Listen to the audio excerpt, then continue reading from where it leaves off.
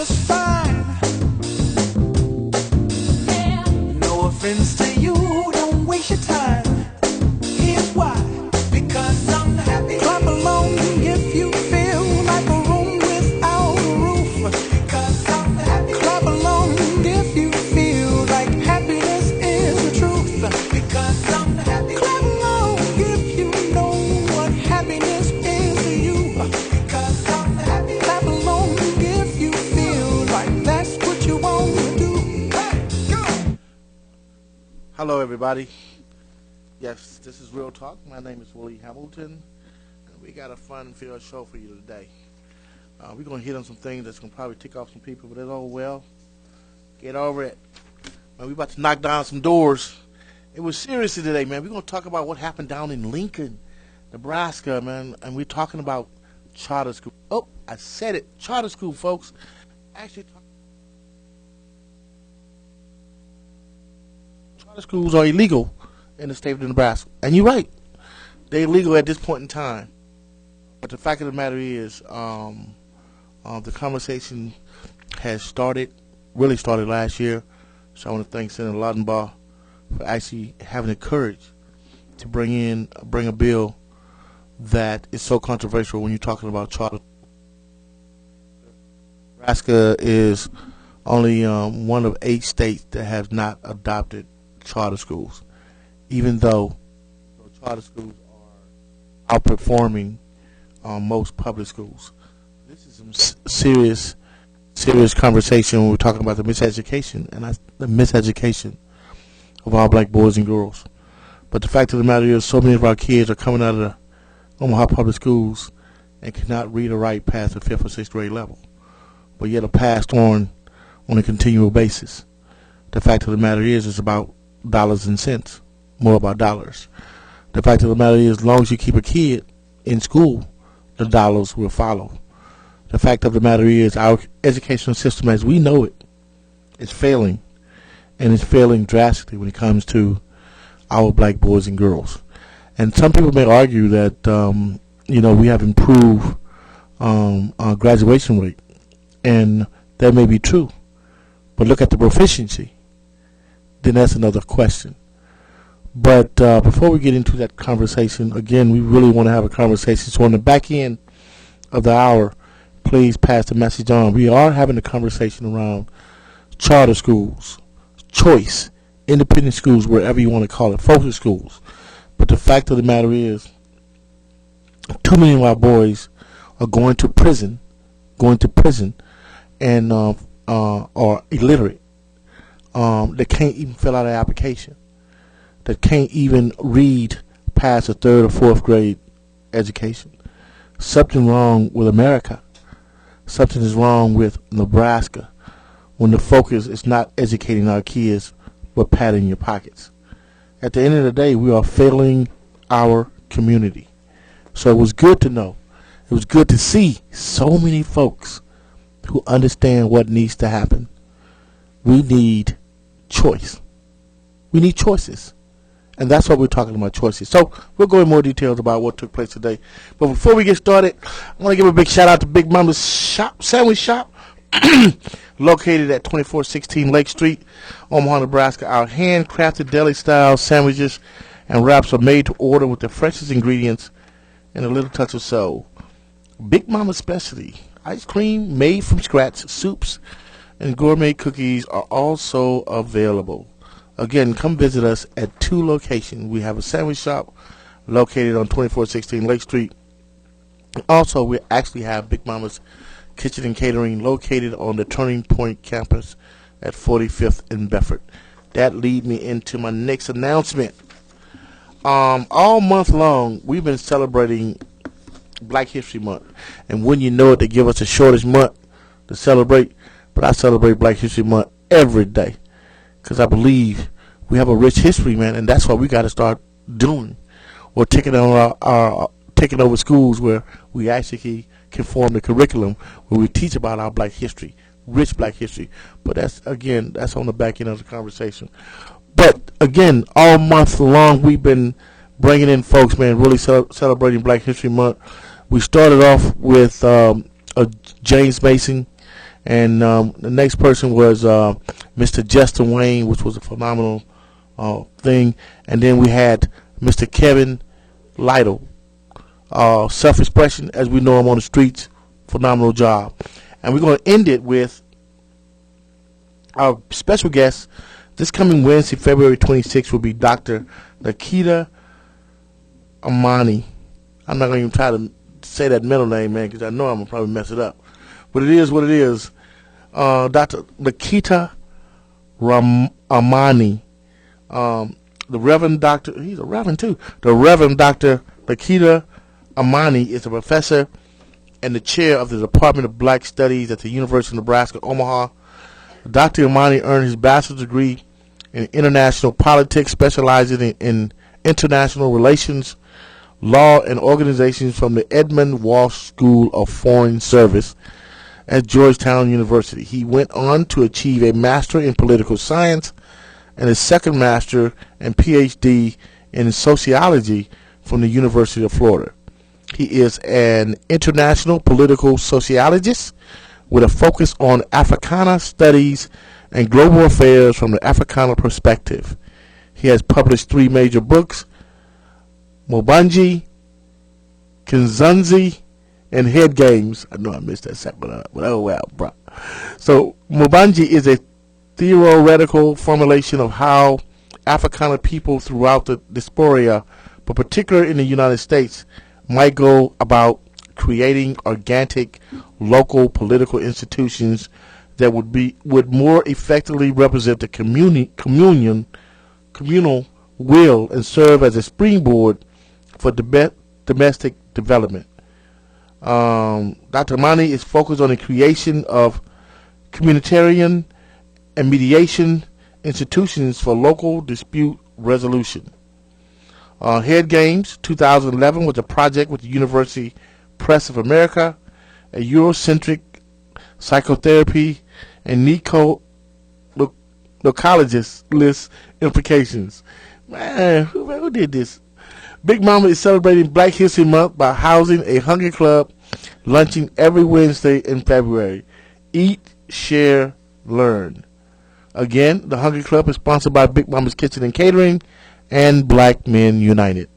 So come out tomorrow and help celebrate Black History Month with Dr. Imani, the chair of the Black Studies program, from 12 to 1.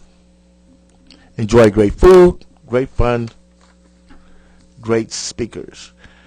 My guy, Mr. Dale Gines, February 28, 2014, from 11 to 1 p.m., he will be the guest speaker for the history and significance of black-owned businesses and strategies for the future. Plus, hear from other entrepreneur experts. Please join us and bring someone with you for networking, business presentation, special opportunities, and great food. Over 70 African American business owners and entrepreneurs have already participated.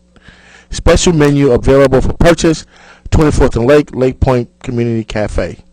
I gotta definitely give my boy a shout out, Dale Gines, man. Sometimes when I talk to this dude, my head hurt because he's so intelligent, and he's doing so much for the community. And I'm just so proud that I know this guy and I know his commitment. So again, you are an entrepreneur, you want to learn about business, come out and hang out with my boy February the 28th, 2014 from 11 to 1 p.m. He will be in the house. So again, Friday, February 28th, 2014. First of all, I want to say thank you to all the folks that came out for a phenomenal a call for change, the Campaign for Black Male Achievement Conference that was held at Goodwill on 72nd and Ames. And I want to thank Pastor Miriam Blair. She is definitely an angel, a strong, dedicated, committed, classy, gracious individual that has put a fire on me regarding getting more agencies who say they're committed to this community to step up more to the plate like Goodwill has. So again, I just want to thank Pastor Blair and all the staff that participated in putting on, as Philip Jackson is saying, one of the largest conferences around the campaign for Black Male Achievement. So I want to thank Sharif Lawaru. I want to thank Akili Bannister. I want to thank Willie Barney, Justin Wayne, Daryl Gimes, Larry Duncan from Jericho Counseling for coming out and doing phenomenal workshops. Big shout out to Mr. David Harris as well for doing one on best practices around Black Male Achievement.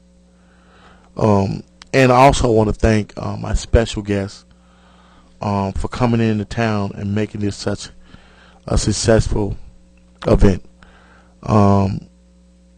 Mr. Philip Jackson, my mentor, my friend, and one of the few individuals that have impacted my life so significantly with me believing I can be about change. So I want to thank Philip and all the things that he's doing with the Black Star Project and a lot of the programs that I actually have. I like the Million Father March, the Real Men Read, and Daddy Daughter Dance. These are phenomenal programs that's working extraordinarily in Chicago, Illinois. So I want to give a big shout out to Philip Jackson and Sean Dove from the Campaign for Black Male Achievement Manager, and Mr. Kenneth Braswell of Fathers Inc. These brothers are literally impacting millions of people and inspiring millions more. So I just want to give a big shout out to those guys who came out on their own dime. I just said, hey, look, man, I'm having a conference around Black Male Achievement, and could you come out? Sean said, shoot me the date. So you know me, man, I got on it, man, gave me the date. Philip, give me the date. Got on it. And true to their word, February 21st, 22nd, they made their impact known when they arrived in Omaha, Nebraska, to take place in Omaha, Nebraska, and for putting on one of the biggest conferences around Black Male Achievement. I also want to thank all the news media who came out and covered it as well. Channel 42, Omaha World Herald, 7-3, and also UNO.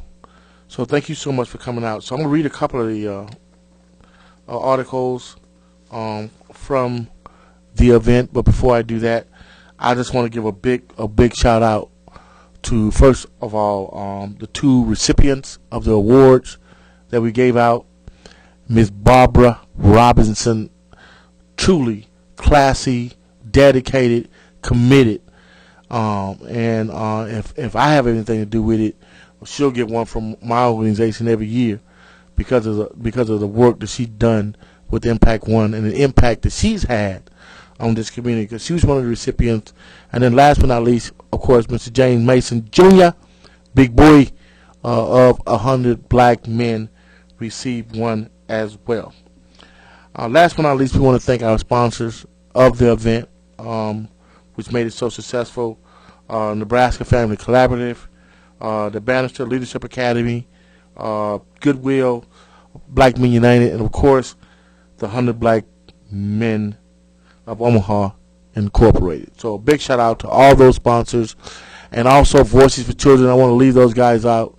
I want to thank Carolyn Rooker so much for believing what we were trying to do and coming out and participating in this as well. Again, I want to read a couple of inserts from Mr. Philip Jackson put this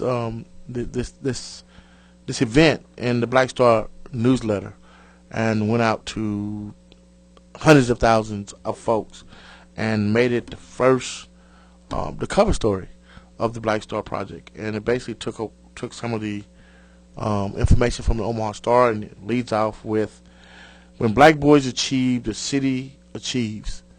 Omaha Conference focuses on solutions and strategies. What we didn't want to do was talk about the problem. We have talked about the problem until we've talked about the problem until we've talked about the problem until we've talked about the problem. And what we wanted to do was not talk about the problem. What we wanted to do was what the President of the United States have said with Our Brother's Keeper. Is to look at best practices, what's working and what's not.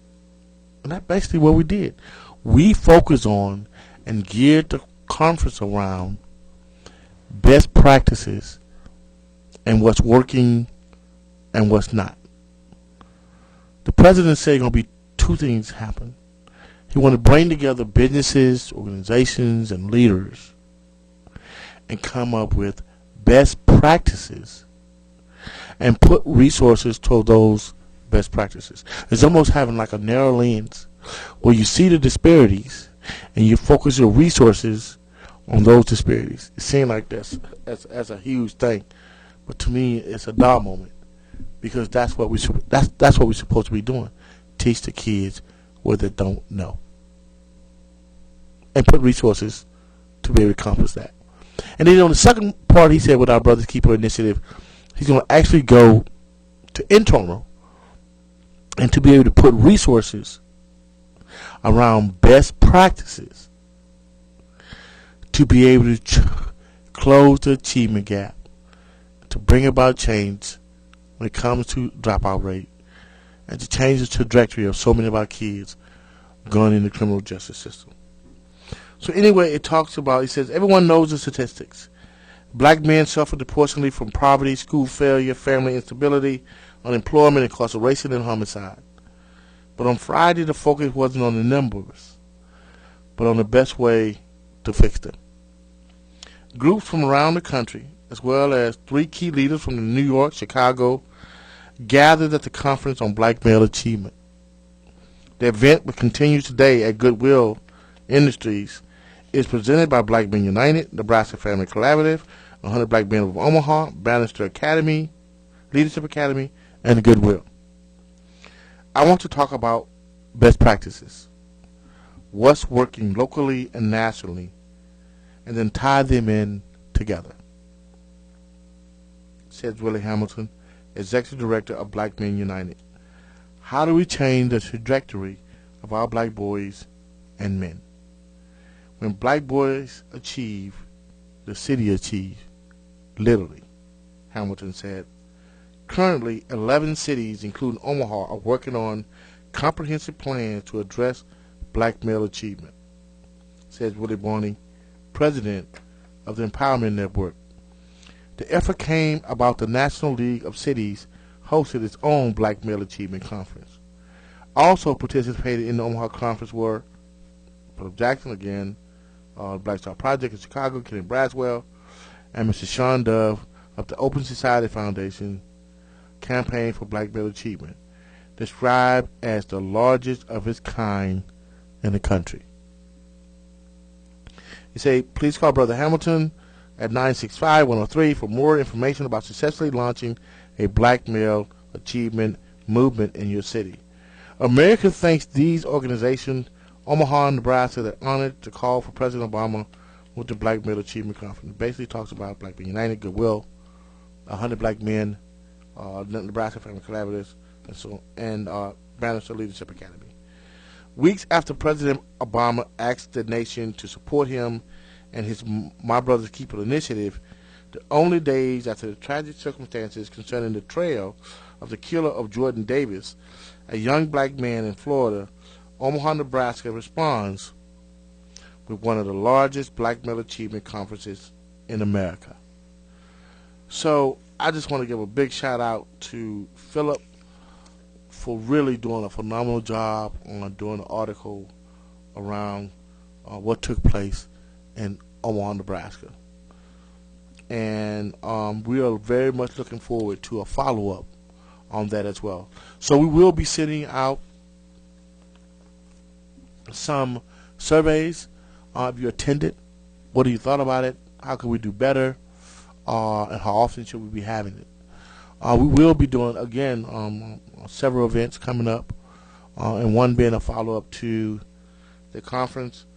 The first event will be our second annual, and we're partnering with NOS.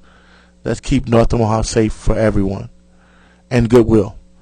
We did the event last year at OOIC, and we had a full house. We're expecting this event to be at least 400 people or more. And what we wanted to do was really just try to wrap our arms around so many of the mothers and grandmothers and nieces who have buried a loved one. And we wanted to somehow give back and let them know they are not alone, and that we care and appreciate them. And also to be able to act as a conduit, if you will, to be able to bring some type of support system around them. And also, again, we're going to try to bring in Mr. Larry Duncan to talk about what this type of violence is doing to our community as far as mental health and suffering from post-traumatic stress disorder. Because we're in a war zone, literally. And being in a war zone, you suffer those type of illnesses. And mental health is a huge issue. Post-traumatic stress is a huge issue. Dealing with the loss of loved ones, dealing with fear, is something that we need to be looking at. And so we are definitely thinking about partnering with Larry Duncan and have him come in and maybe do a workshop around the celebration for No Murders in May that we're putting on in May. So if you want to work with us or you want to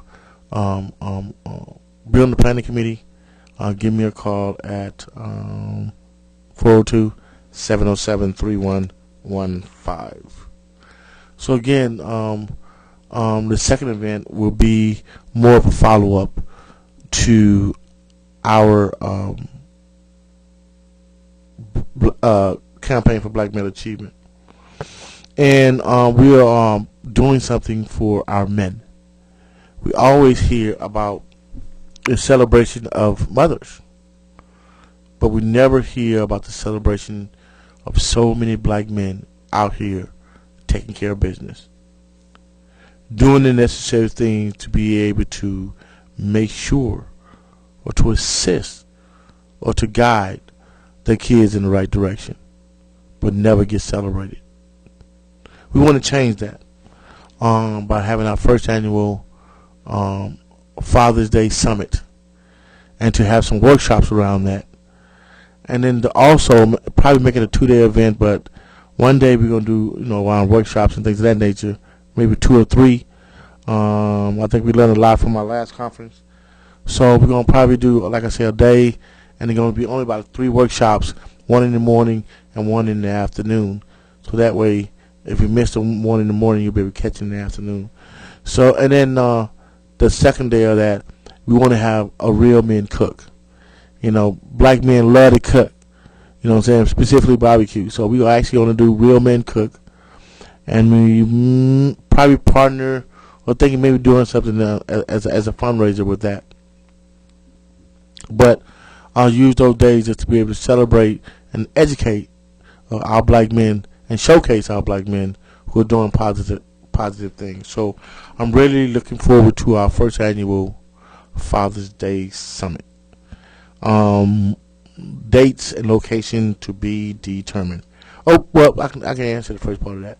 The Mother's Day conference, the Mother's Day event will take place at Goodwill. So big up to Goodwill for stepping in, and we're trying to partner with Goodwill as much as possible. So, again, Pastor Blair said that's a great idea. We want to make sure we do that. So we're definitely glad. So we're gonna make this thing one of the biggest event, and we also is going to name this event the Sadie Bankston Award. Sadie Bankston has been doing this work and working with victims of violence for years, and so we only thought it would be right for us to be able to name this award after Miss Sadie Bankston. So I'm so glad to be able to do that, and I'm also so glad to be partnering with Goodwill and also my guy Robert Wagner. So stay tuned. Last but not least, we went down today. The Malcolm X Memorial Foundation presents School, Public or Independent. What if you had a choice? LB 972. A community discussion on Omaha's underserved students and independent school options, and it was held at the Malcolm X birth site. We actually went down to the event and actually took a bus. We probably had about, I say, 20, 25 people on the bus. Some young folks, man. I love being around young folks. The energy they have it's just a wonderful thing. We started out in unity. I mean, it just was a very spiritual, a very uplifting ride on the bus, if you will. So phenomenal people was on the bus. I'm so thankful that I didn't drive and that I actually got on the bus, because it really, literally was a wonderful feeling to be a part of what took place. I'm gonna call a few people. Hope Miss Catrice Jackson called in to talk about her event coming up on the 27th. Also, Miss Yvonne Carter, grandmother, mother, phenomenal. Very impressed by her passion. Very impressed by her commitment and her sassiness when it comes to standing up for the community. So, big up. Also, we had Miss Arleno, Sharif Lawaru, his wife Gabrielle, her son, and some of the young cats from Alpha. I hope I got that right. Who came out. Also, Angel Martin, Kara, I can't think of her last name,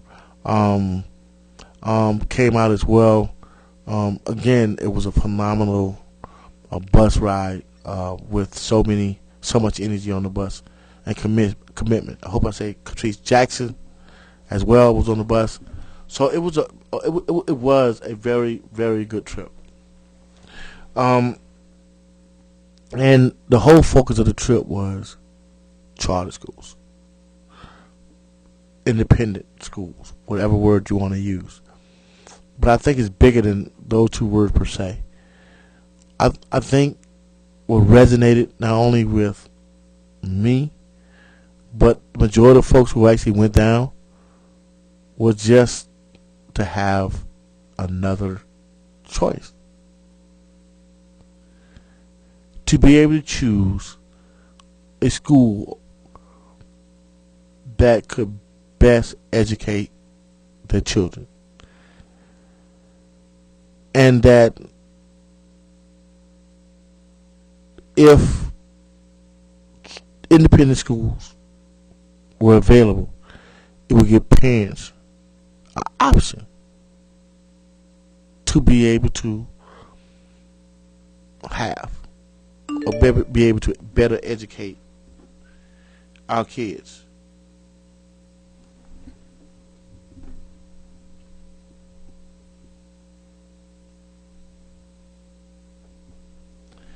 So I'm understanding that we may be having some technical problems, and we do apologize about that. But I know we are definitely online, and we're still broadcasting. So Again, we do apologize that.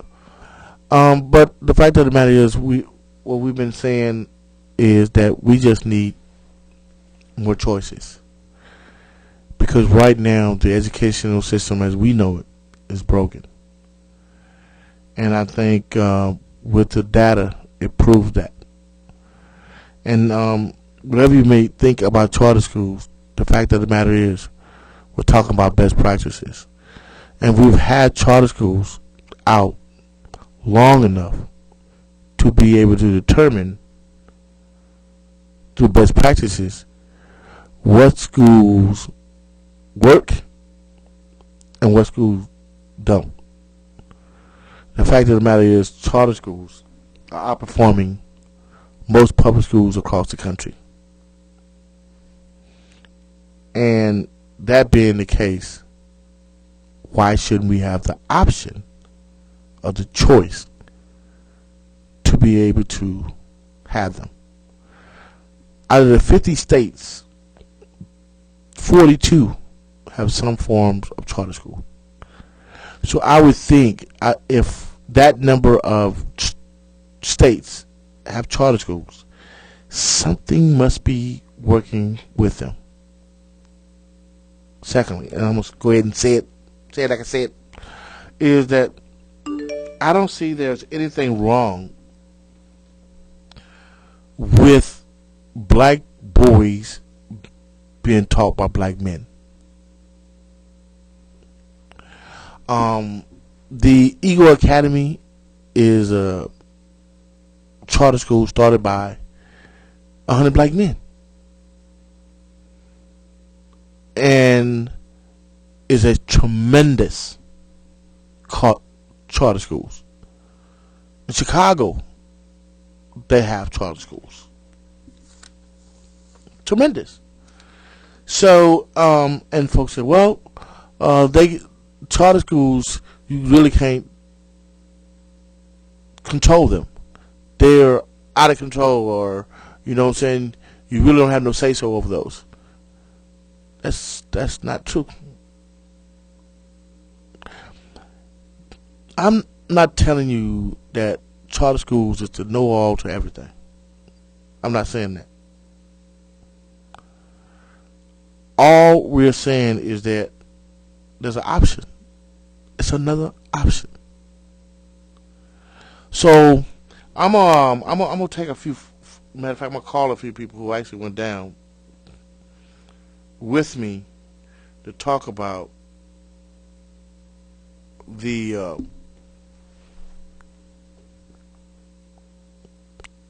choice of charter schools.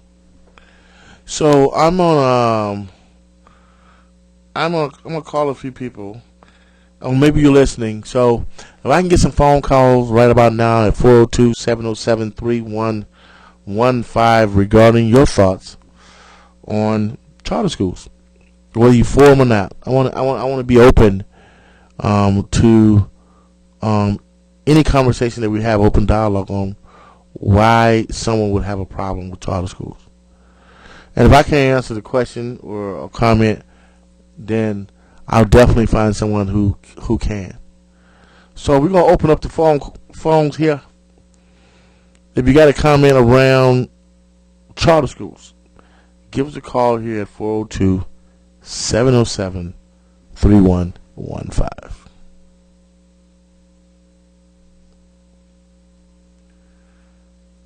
So we're gonna do it this way.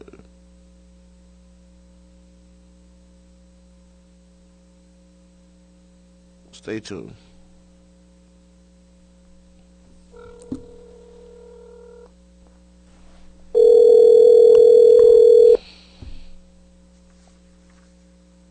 Hello? Yes, you got a few minutes? Yes, sir. You on the air, you know that. No, I didn't know I was on the air. Yeah, well, you're on the air. And I'm calling Mr. Justin Wayne, not the representative of OPS. I am calling Justin Wayne, the individual. And I saw you down at the legislation, and I saw you listening intensely. And I was very pleased to see you down there. that being said, what did you take away from the folks that was down there and what they was trying to do regarding school choice? Well, I enjoyed the process. I love that people got engaged, and the committee went from talking about charter schools to talking about education in general, because there were people down there for the first time that maybe this committee had never even heard of and heard from. So they began to ask tons of questions that had nothing to do with school choice, but wanted to know what this community needed. And I thought that was very important to get that message out. And so I appreciate all the people who were engaged coming down. Anytime you start talking about education reform or ways to improve education, people have to recognize that it's a process, it's a journey. And instead of getting upset and picking a side of for charter, against charter, join in the conversation and make sure your position or your voice is heard.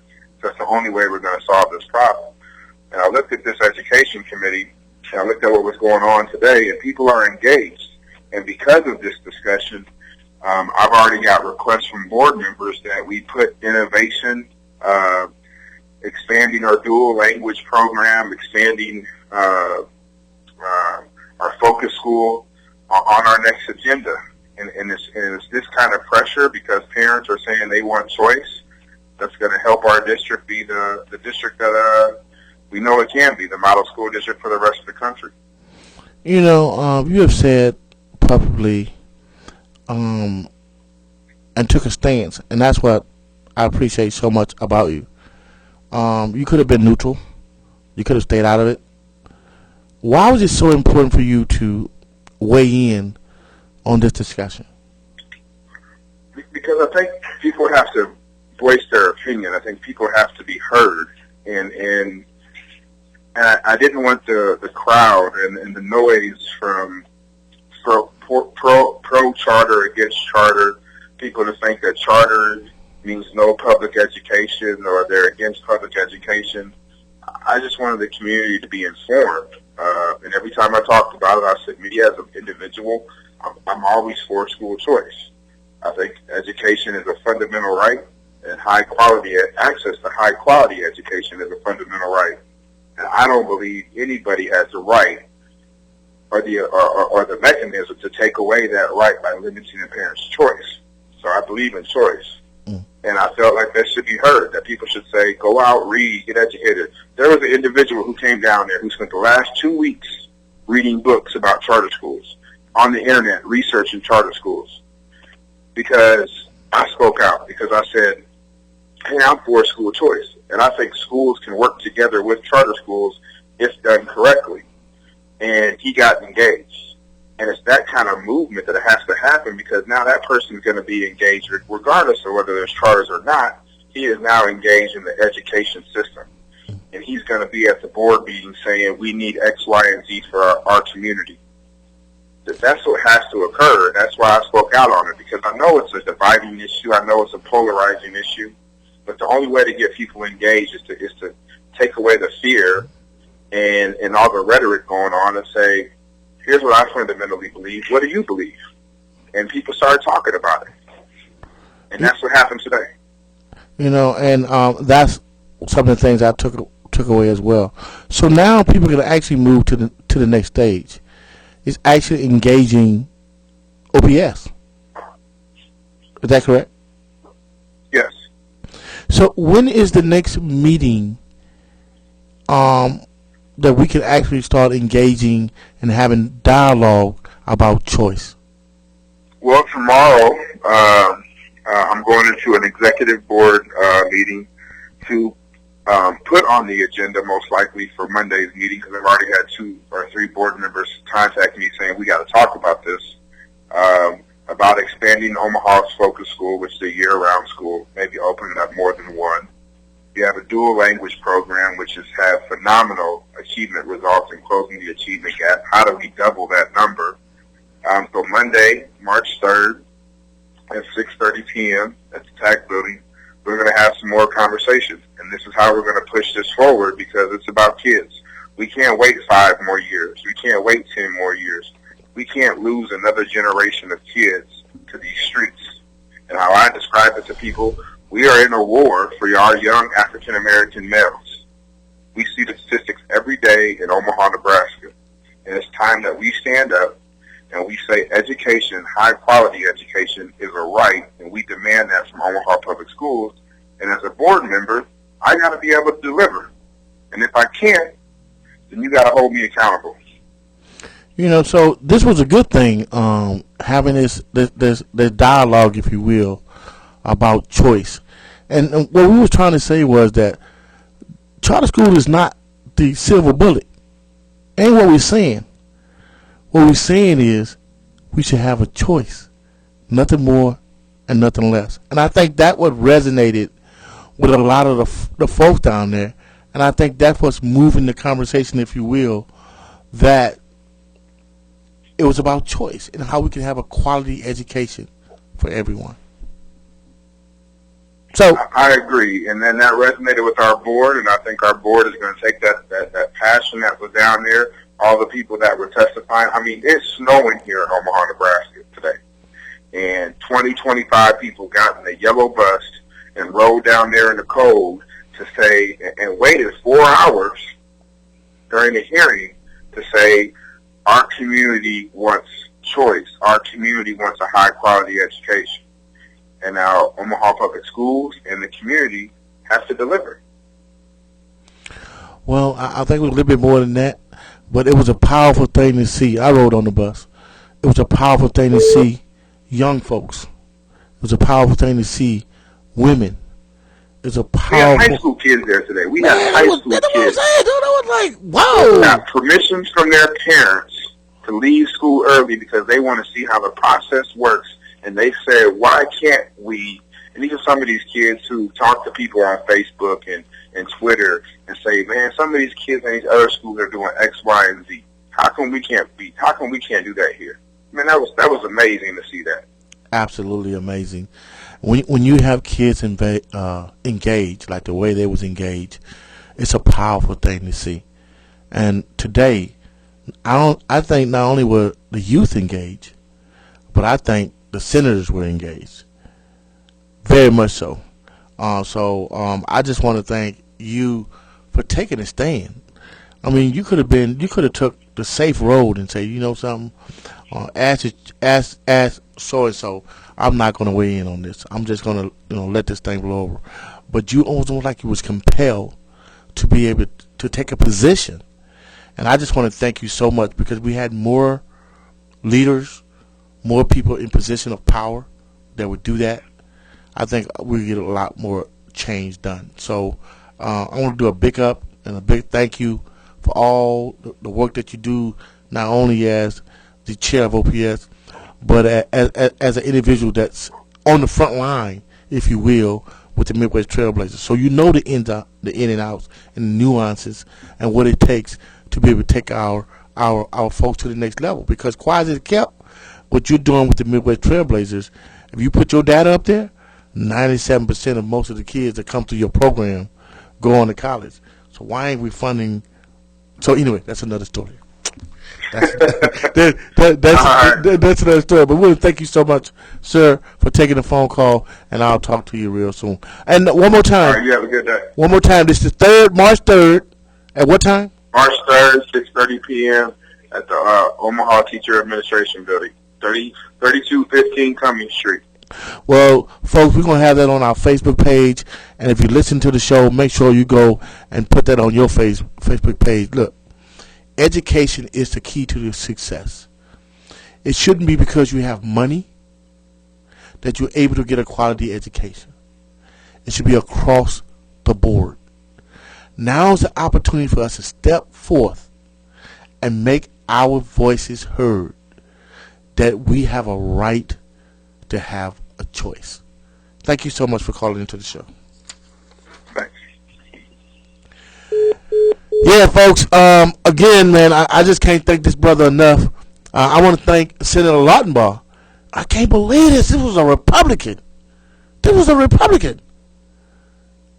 To understand choice. Man, it's almost mind-boggling that you would see Republican pushing a bill of this magnitude and quoting Barack Obama and Cory Booker. But I am so pleased, and I want to thank Senator Lautenbach for basically bringing this bill back to the floor. And again, it was such a refreshing thing to see so many of our young folks down there. I mean, saying what is need to be said,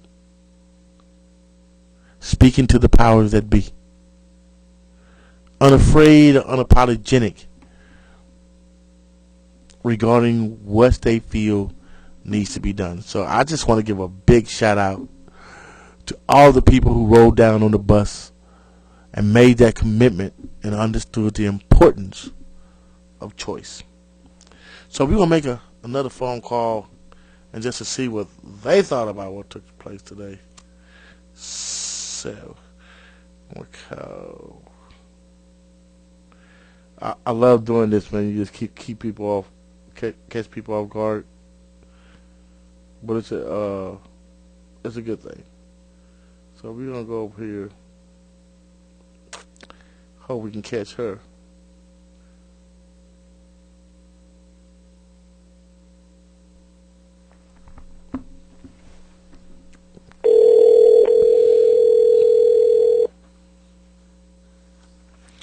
You're tuned in to Real Talk every Tuesday from 8 to 9 here on 1690 AM, The One. So hopefully we will catch her. Hello? Hello, how you doing, Miss Angel? I guess I can call you Angel I'm Martin. good. Are you busy? No. Good. Well, you know you're on the air, live on Real Talk. Here on 1690, okay. here on 1690 AM, The One. Again, I'm going to thank you so much for, first of all, taking the phone call. And I'm going to say this, and this is not a prepared speech. Angel, I am very impressed by the way you carry yourself. You're a woman of God. You're committed, and you're unafraid to speak your mind, specifically about issues that are affecting our community on a daily basis. So I just want to give you a big shout out, not only for that, but also being a wonderful co-MC of the campaign for Black Male Achievement. Aw, thank you. And so, like I said, Angel, if I have anything to do with it, anytime I'm connected to any event, I'm trying to push you to the forefront because you have that ability to be able to change people's life. And for whatever the reason, Nebraska doesn't see what a lot of other people see in you. And she's struggling to be able to find employment, and that's what happened with so many of our young black leaders, for whatever the reason may be. So I don't do it just because you're beautiful and that thing, that nature. I do it because I know your heart and your commitment. So with that being said, Thank you. God is good. all the time. To God be the glory. Yes. With that being said, why was it important for you to take a bus trip, if you will, down to the legislature to be able to speak on the subject? Not just any old bus, the yellow school bus. That took me back to my days in school. That took me way back when I ride the yellow school bus, and I thought it was just so much for me to have to ride the yellow school bus. Even as a high school student, I said to my parents, "Why me?" And they said, "Because you got to learn." Learn.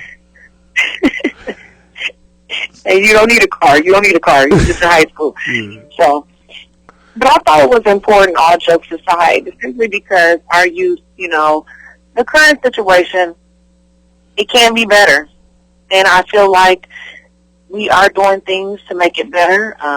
I ran for the school board last year around the same exact time. So we are doing things that will make the school board better, with the decrease in the number of members that were on the school board, to a new superintendent, to just changes and shifts being made throughout the district. But one thing that will make them move a little faster, I feel like if there are other options that parents will have, realistic choices that other parents will have. I know we have focus schools, we have magnet schools, and a lot of them have charter-like components to them. But the beauty with the charter school and the parent having that choice is the curriculum. One thing that I did ask in running for the school board was, what is the process of getting a, hypothetically speaking, say a Malcolm X curriculum, or just introducing him into the school books and just really utilizing that space that's down there. And they gave me a couple of different names, and they told me what the process was, and I didn't go any further with it because it sounded very political, to be perfectly honest about it. Mm-hmm. But I think it's important to note that with a charter school, you have that freedom to do that. No, this is not a solution to many years of, a bad, something that's not working, but I think it's a step. And I think it's a step in the right direction, personally. It's not saying that, one thing that was made clear is that this is not going to happen next year. It's going to take some work. But the beauty of it is we know what's working and we know what's not working. And the goal is to, of course, never to get people enrolled in schools and have to shut them down and close them down, and because it's not up to par. I mean, I don't think anybody's advocating that. I'm not anti-OPS. I'm not, I'm pro-effective education. Whatever is working for our youth, I think that's what we should go with. And if it's charters for some, that's what it is. If it's, public education, if it's a magnet school. And coming from Wisconsin, one thing that I did notice is that a lot of things were picked up by the public schools. And they implemented a lot of those programs that are in the charter setting into their settings, but they still have the choice. Theirs is a lot different, as in they have vouchers, so you have the choice to send your child anywhere.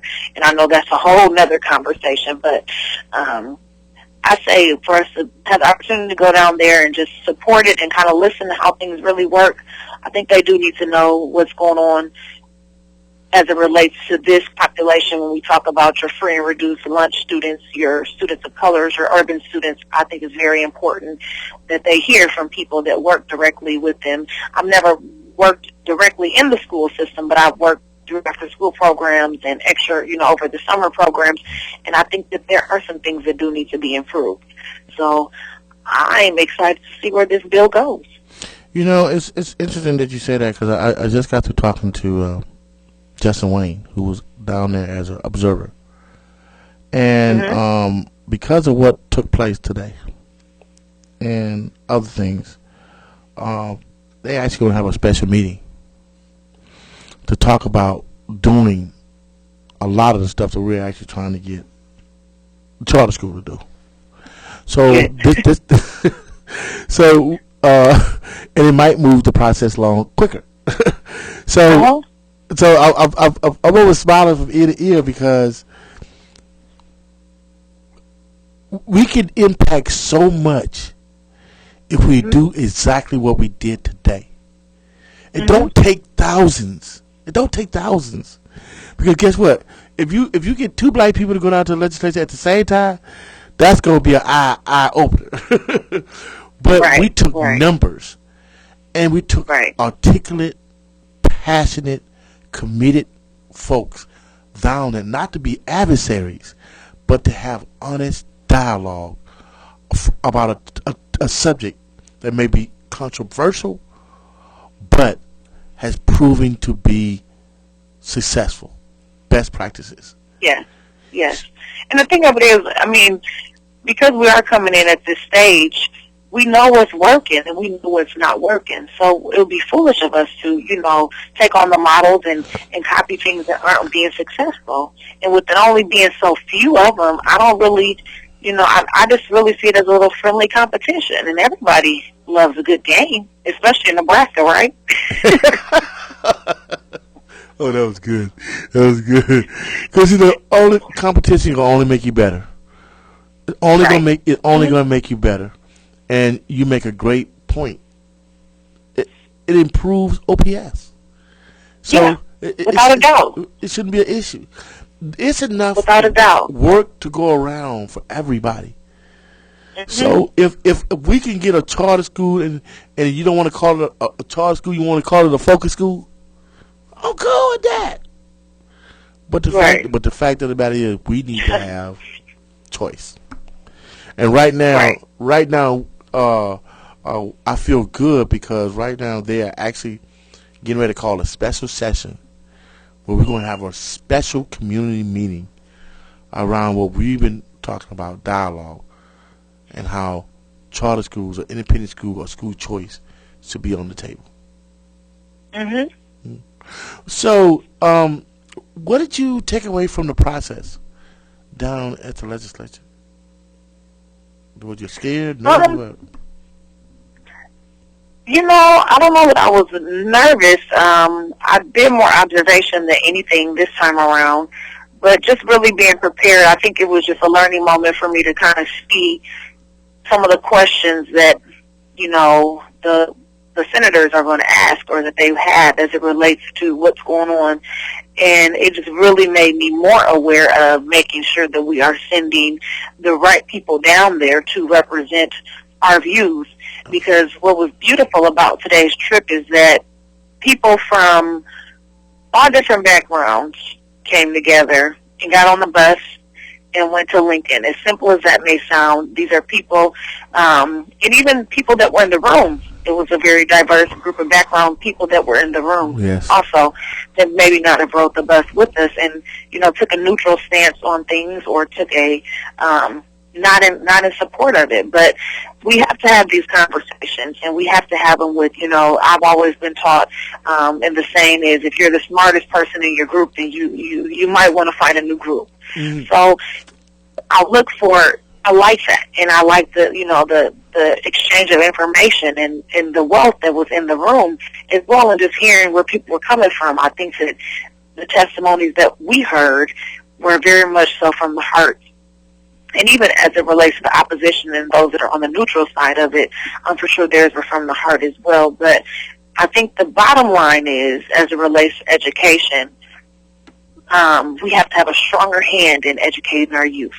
And it is our responsibility to do that. Somebody helped me along the way. A lot of people helped me along the way as it relates to being first generation to successfully go to college and end up getting a master's.